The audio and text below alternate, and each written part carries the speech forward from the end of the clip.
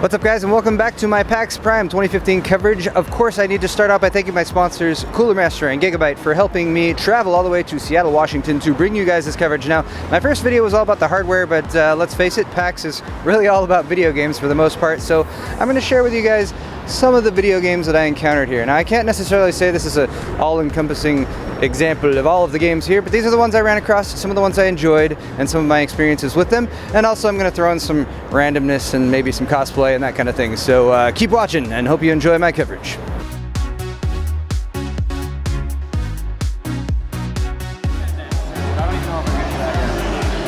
That's your last name? What? Alright guys, I'm over at the Indie Mega Booth area. We're checking out a game called Zing. This is a first-person puzzle kind of game. It's very interesting. I don't know why, but I'm getting kind of a Myst vibe right out of the gate here. The Zing is being played here with just a keyboard and mouse. But it's also available to play with an Oculus Rift. You get a little VR in there. Okay, so Zing is a puzzle adventure game, and Jenny's playing it right now on the Oculus. So it does have Oculus support, which is pretty sweet. It being a puzzle adventure game, again, kind of reminds me a little bit of Myst. This is currently it's not to beta yet. It's in pre-production. I don't know if that means it's an alpha or somewhere between alpha and beta. They are shooting for a spring launch date, so visually this game looks quite stunning. I like the immersion that you get from the Oculus support, and maybe we'll talk to Jenny here in just a second and see what she thought. So guys, just to round up for you what Zing's all about, since Jenny wandered off without letting me get her opinion of it. It's an adventure puzzle game. There are no enemies. Again, this gives me sort of a Myst vibe, but in a much more rich environment. You have control over things like what you can control day and night. You can control the weather.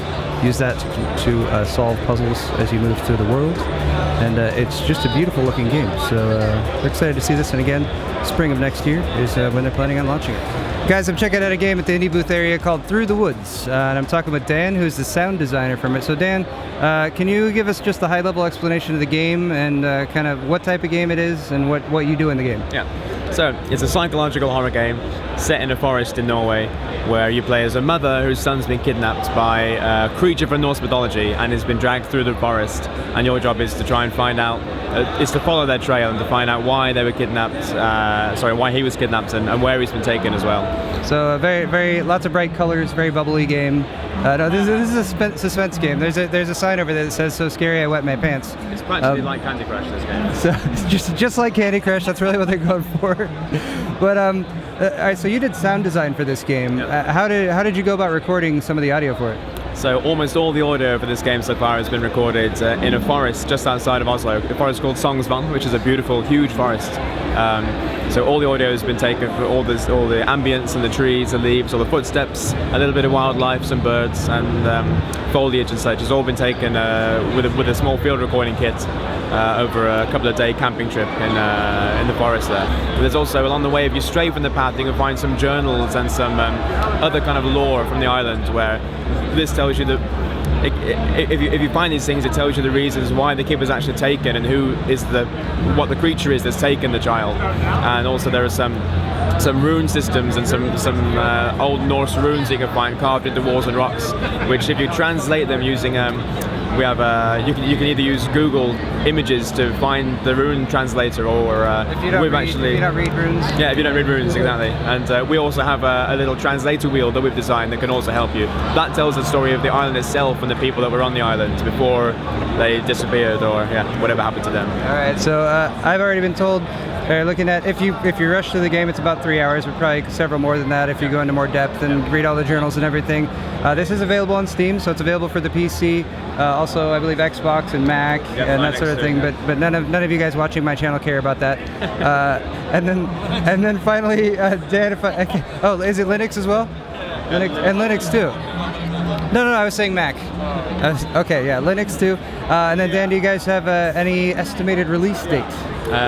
It's early next year, so sometime between March and April, approximately. All right, beautiful. March and April next year, Through the Woods. Here's a look at Interstellaria. Interstellaria, yes. This was a game that caught my eye because it reminded me of FTL, or Faster Than Light, which is a game that I play. Both of these games have kind of an 8-bit style, and you're out in space in a spaceship.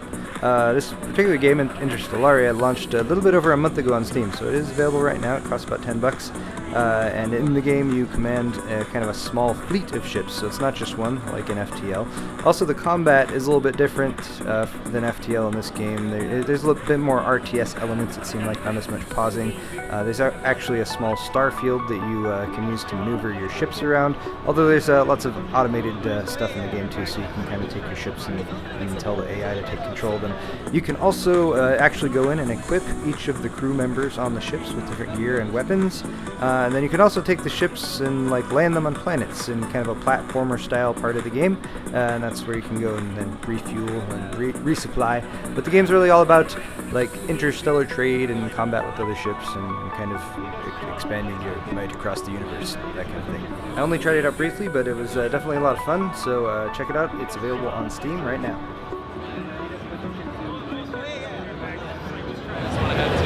So guys, this area over here, they go crazy. It's crazy with games. These are all the AAA titles. So you got like Assassin's Creed Syndicate over there. You also have Rainbow Six. You got the Ubisoft booth. You have 2K right here in front of me, which includes Battleborn. They have a pretty fancy like statue thing going on right there. It's pretty fancy. There's some other stuff too. Bethesda's like over in that direction, and there's other things in that direction. And that is the conclusion of my coverage of the AAA titles at PAX Prime. Thank you for watching. Next up, I'm checking out a game called Bombshell.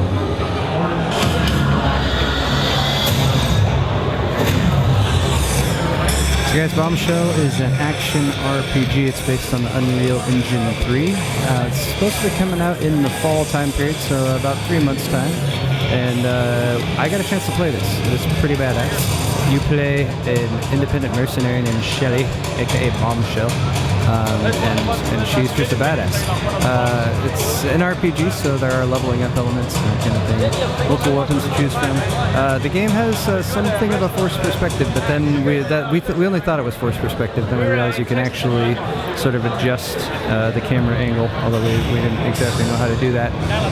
Some other really cool things were just that the voice acting is kind of over the top and hilarious. You kind of start out trying to rescue the president from the White House, and then aliens invade, and then everything turns to shit after that, apparently.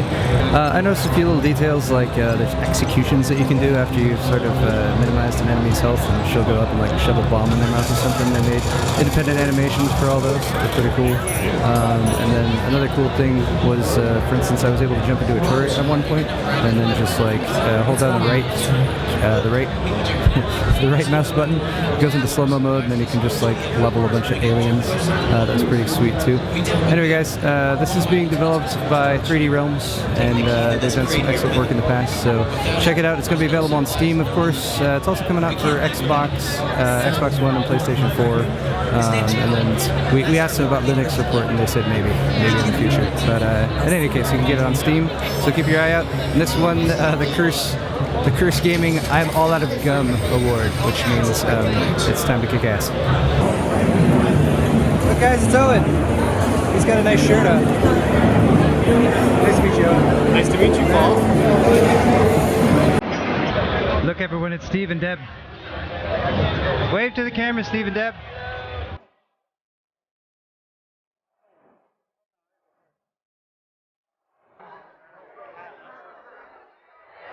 That's a nice wingspan.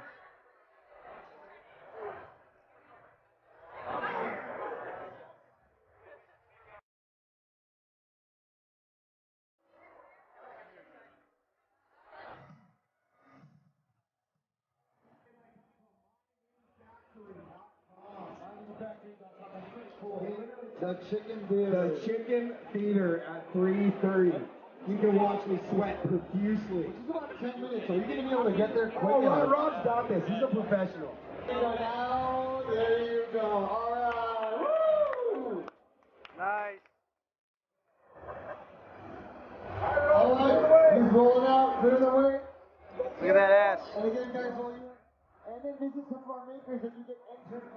Domesticate 5.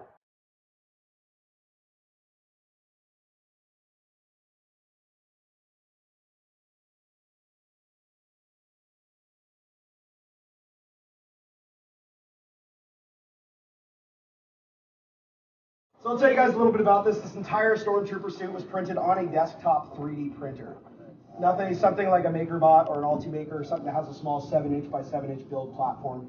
It was printed in quadrants. You can kind of see if you look at the suit up close, it was all glued together from many parts. The helmet alone is 8 separate 3D printed parts. But this was kind of a project that I set out on with a company called MyMiniFactory.com to see if somebody on the other side of the planet, just from a bunch of pictures I took of myself, could 3D model a suit that was form-fitting to my very sexy body, as you can see here. And they were very successful in doing that. They took a series of about 200 pictures from around me, above and below, wearing very, very tight clothing, might I add, in my neighbor's backyard. It was quite the experience for him. But from those pictures, they were able to create something called a scatter map and ultimately extrapolate a 3D model of my body. And then they modeled this armor over that body, literally cut it into segments and made holes for pins that align the parts. And every single thing that you see here, with exception of the visor, was actually printed on that printer. And it's all assembled just using like a garter system off a belt with some strapping and some Velcro. Well, everyone, that wraps it up for PAX Prime 2015. I have had a fantastic weekend, all weekend, and I hope you guys have enjoyed my coverage. Stay tuned for more of my regular content on Paul's Hardware, and we'll see you all very, very soon.